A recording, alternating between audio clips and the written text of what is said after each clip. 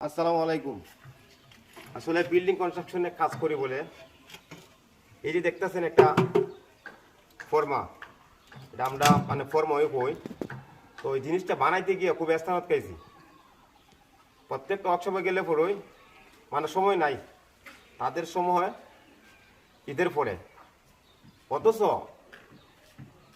এটা বানাইতে গিয়া সর্বোচ্চ 4 দিন সময় লাগছে, কিন্তু যার দ্বারা বানাইছি সে সাথে কোনোদিন দেখা হয়নি, বা দেখা হইলো মানে কিছু মানে কোনো একটা হাজও দিতে পারিনি।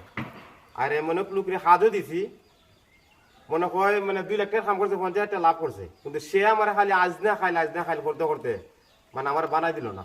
শেষ পর্যন্ত আমি একটা বাইরের দ্বারা বানাইছি। তো বাইরের জন্য দোয়ার হইলো আমি ঈদগার পিলারের গম্বুজ, ঠিক আছে? তো ওই গম্বুজটা কেমন হলে একটু কমেন্টে বলে যাবেন। এটা সেম এভাবে হারা থাকবো, ঠিক আছে? তুমি এদিকে আসো, তোমার কইলাম কি তা তুমি করো কি দেবো। এই যে এদিকে এদিকে এটা সেম থাকবো প্রত্যেকটা পিলারে।